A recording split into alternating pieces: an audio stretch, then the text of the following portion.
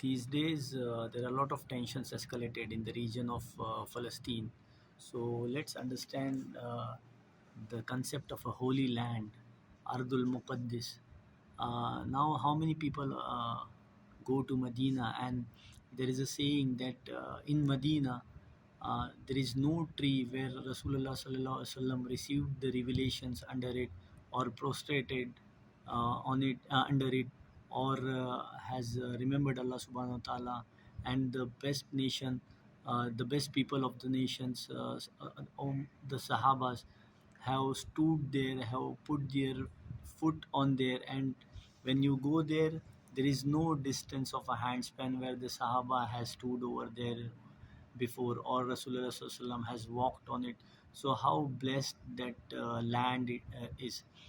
In the same way, Ibn Abbas Razina, he said he has narrated that Masjid al-Aqsa, it is a place of a holy land where all of the messengers had stood over there, had offered prostration over there, and all the angels have stood over there. So there is no a distance of a handspan where the messenger or the angel have stood.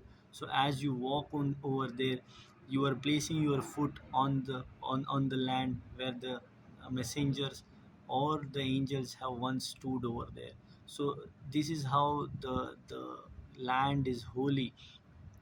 And to understand it, if you go through Surah Kahf, Surah Isra first, actually I would say that Allah subhanahu wa ta'ala, he talks about Rasulullah's ascension to the heavens, and from where he went to the ascension, it's from Masjidul Aqsa he started ascending to the heavens.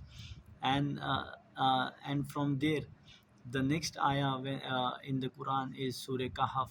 So in Surah Kahf, Allah subhanahu wa ta'ala talks about Musa alayhi salam when he meet with Khadr alayhi salam, or pronounced as Khidr alayhi salam. So when he meet, do you know in at which point of his life he met to Khadr alayhi salam? It was the last years of Musa alayhi salam when Allah subhanahu wa ta'ala met Khadr alayhi salam when he was prohibited to enter Jerusalem.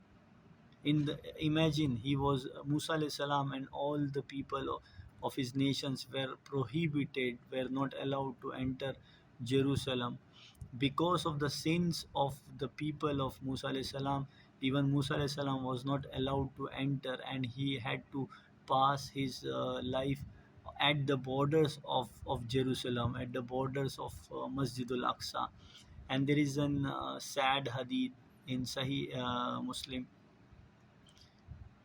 Musa alayhi salam asked Allah subhanahu wa ta'ala that let me die to the closest point of Jerusalem land, to the closest point of this Masjidul Aqsa, at least at a distance of from where the stone can be thrown. And Rasulullah Sallallahu Alaihi Wasallam said, if I could have shown you, I can show you that he's buried under the red dunes over there. They have marked now, but Allah knows best. So see how painful it was. Yet he was a messenger, but he was not allowed to enter Jerusalem, and he had to pass his life outside Jerusalem, the most holy land.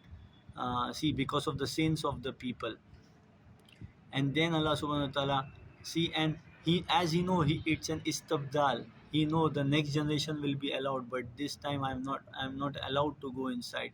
This is in Surah Kahf, between Khadr alayhi salam, when Allah subhanahu wa ta'ala explained him the new layer of Allah's decree. So this happening at this point of time of Musa alayhi salam.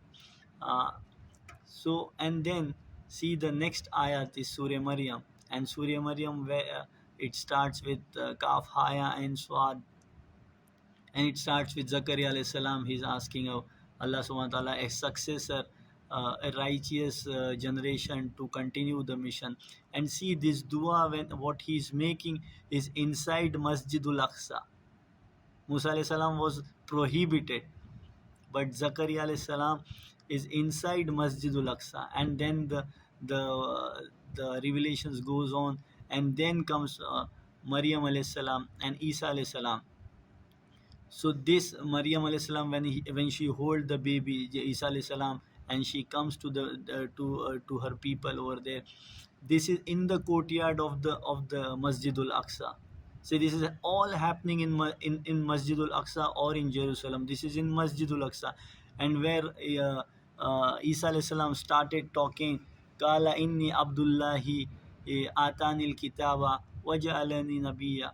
This when he started speaking, this is the dome of the rock, Gumatul Sakara. He talks over there, and the entire calligraphy is been painted in Gumatul Sakara now. And so this is in Masjidul Aqsa.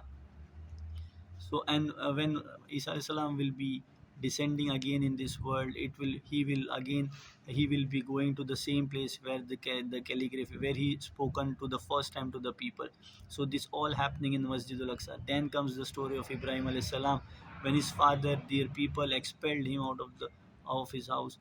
uh, where, and even the Lut alayhi salam, where did they got refuge? They go into Jerusalem. Even Yaqub alayhi salam, where he cries out for Yusuf alayhi salam, it is in Jerusalem. And then Yahya alayhi salam has been martyred, and Isa alayhi salam get the news of like he's been promoted, upgraded to be a Nabi. So this news is also in Masjidul Aqsa. So you see, this is so holy land. We all are connected to this. These are not some stories.